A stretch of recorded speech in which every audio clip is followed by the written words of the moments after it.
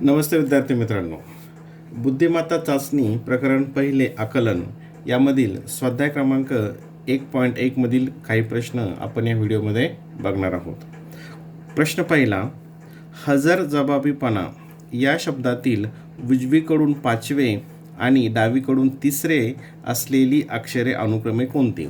आता उजवीकडून 5वे, आता याची हा जो शब्द आहे याची उजवी बाजू कोणती आहे? जो आपला हात आहे म्हणजे ही हिची बाजू असेल, ही उजवी बाजू असेल आणि ही इकडची कोणती असेल? ही डावी बाजू असेल. ही असेल डावी बाजू. तर याच्यातलं उजवीकडून 5वे, उजवीकडून 5वे कोणतं अक्षर होतं बघा? हे पहिले, दुसरे, तिसरे, चौथे, 5वे. म्हणजे कोणतं येतं उजवीकडून 5वे? ज येत आहे. आणि डावीकडून 3रे असलेली अक्षर, डावीकडून म्हणजे ही डावी बाजू, याच्याकडून 3रं कोणतं येतं आहे? हे पहिले, दुसरे आणि तिसरे म्हणजे कोणतं येतं? र. कोणतं येतं आहे? र. म्हणजे कोणतं उत्तर असेल येतं? ज आणि र. ज आणि र हे म्हणजे पर्याय क्रमांक 3. पर्याय क्रमांक 3. पुढचा प्रश्न, अवकाश स्थानक या शब्दातील कोणत्या क्रमांकाच्या अक्षरापासून कावळा या अर्थाचा शब्द तयार होईल? आता तुम्ही समानार्थी शब्दामध्ये अभ्यासले की कावळा याच्याशी समानार्थी असलेले शब्द कोणते आहेत? तर एकाक्ष, वायस, काक ही शब्द समानार्थी आहेत कावळा या शब्दाशी. तर आपल्या इथं जे पर्याय आहे हे काय आहे? तर 2 अक्षर आहेत. मग 2 अक्षरी याच्याशी समानार्थी शब्द कोणता असेल? काक. हा तुम्ही बघितलेला आहे. तर मग का, तर कोणते क्रमांक आहे ते अक्षर? का आणि क ही कोणत्या क्रमांकावर आहे? तर बघूयात. हे का हे किती क्रमांकावर आहे? 3रं. म्हणजे हे 3 इथं, 3 इथे, 3 ह्या म्हणजे ह्याच्यापैकी कोणताही एक पर्याय असू शकतो. आणि दुसरा आहे क, म्हणजे हा इथे क, म्हणजे हा का हा 3 नंबरवर आहे. आणि हा जो क आहे हा किती क्रमांकावर येतो बघा? 1, 2, 3, 4, 5, 6 आणि 7. हे 3 आणि 7. कारण हा जो स्था शब्द आहे हा एकच पकडायचा असतो, हे तुम्हाला माहिती आहे. हा एकच पकडायचा असतो म्हणजे 3 आणि 7 म्हणजे पर्याय क्रमांक 4. पर्याय क्रमांक 4. नंबर 3, बाल साहित्यकार या शब्दातील उजवीकडून 4थे अक्षर व डावीकडून 2रे अक्षर यांच्या दरम्यान कोणते अक्षर आहे? आता पहिल्यांदा उजवीकडून 4थे अक्षर कोणतं ते आपण बघूयात. तर उजवीकडून म्हणजे ही उजवी बाजू असेल या शब्दाची. हा पहिलं, दुसरं, तिसरं, चौथं कोणतं आलं? हे ही. कोणतं आलं? हे उजवीकडून 4थं ही. आणि डावीकडून 2रे अक्षर ही, आता डावी बाजू ही आहे इकडची, ही डावी बाजू. इकडून 2रं अक्षर कोणतं येतं? ल. कोणतं येतं? ल. यांच्या दरम्यान कोणते अक्षर आहे? मग ल आणि ही या दरम्यान कोणतं अक्षर आहे? सा. कोणतं अक्षर आहे? सा. म्हणजे पर्याय क्रमांक 2. पर्याय क्रमांक 2. चौथा प्रश्न, रुपालीच्या अंगी धैर्य, जिद्द, परिश्रम करण्याची वृत्ती, पक्का निश्चय असे गुण होते. या वाक्यात किती जोडाक्षरं आली आहेत?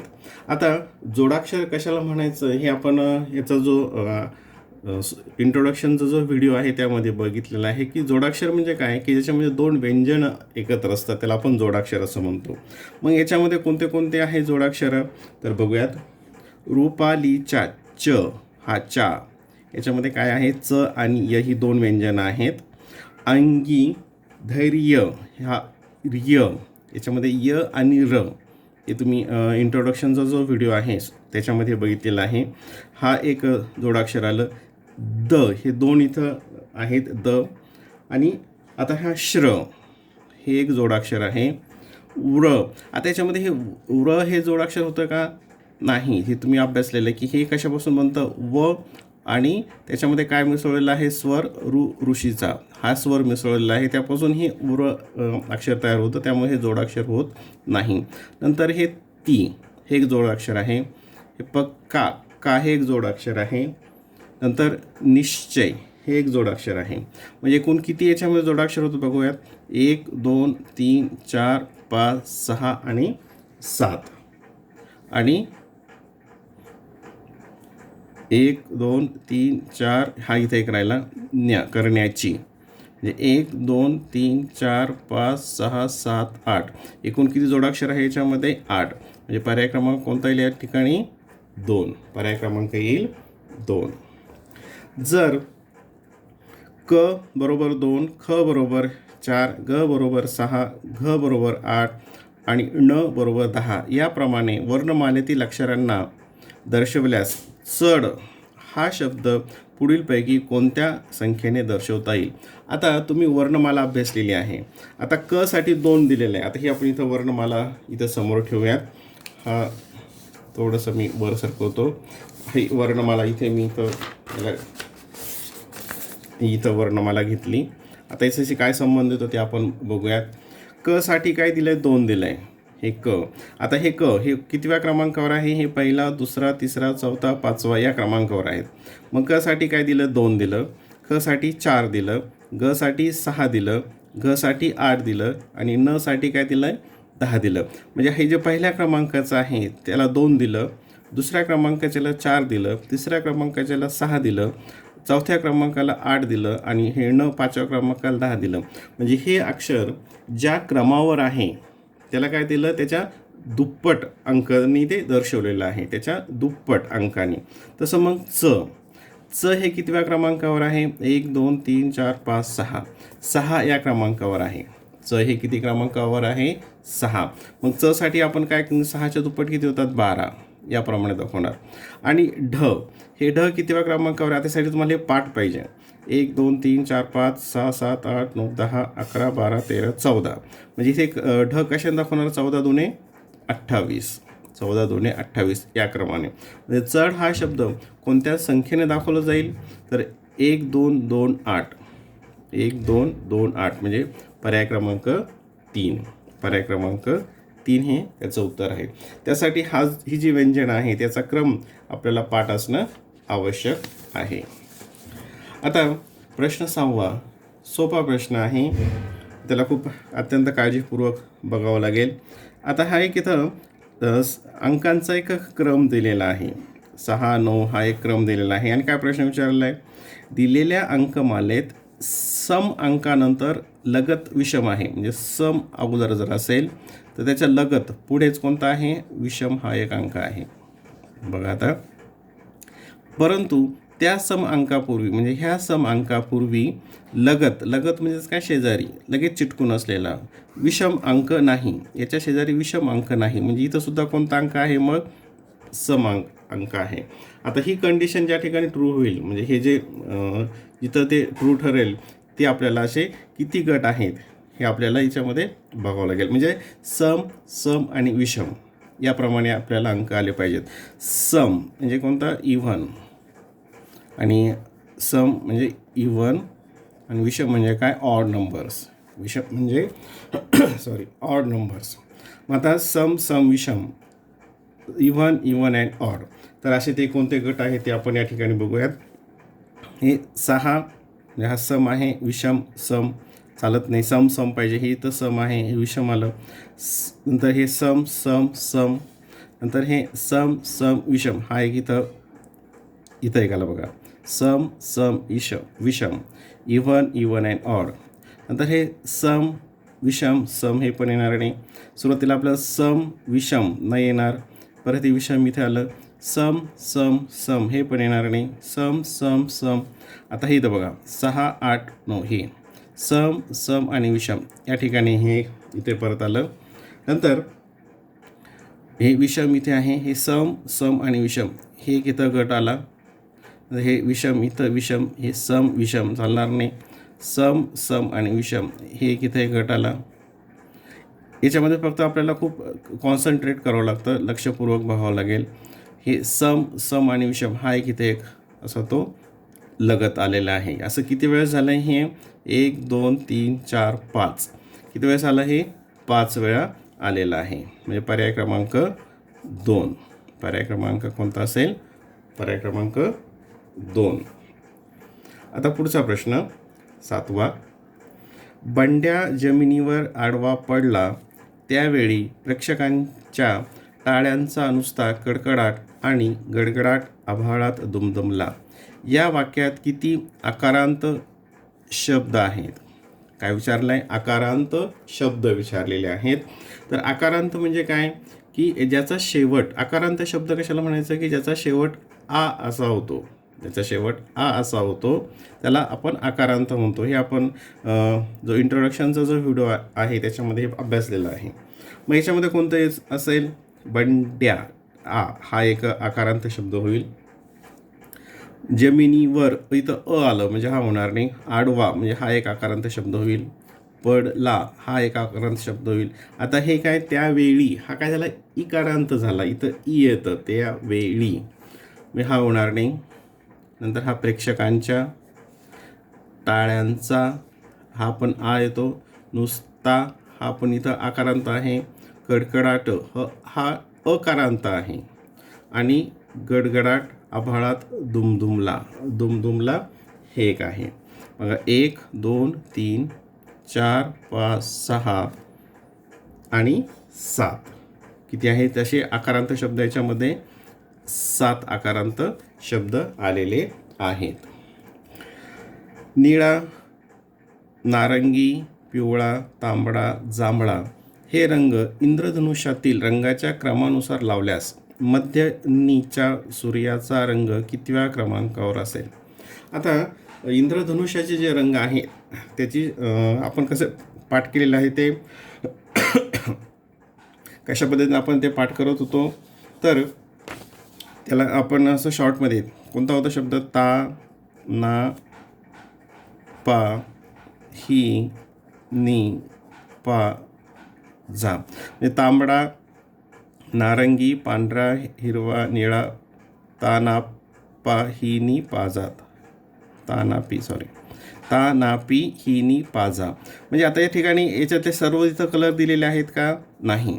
तर आता हे जे आहेत हे आपण अगोदर क्रमांकाने घेऊयात. तर ता म्हणजे तांबडा इथं आहे. यस, हा तांबडा इथं आहे. तर आता हे मी ते त्याला थोडं खाली याच्यावर लिहितो. इथे कोणते रंग अगोदर आपण हे रंगक्रमाने लावूयात. ता म्हणजे तांबडा इथं आहे.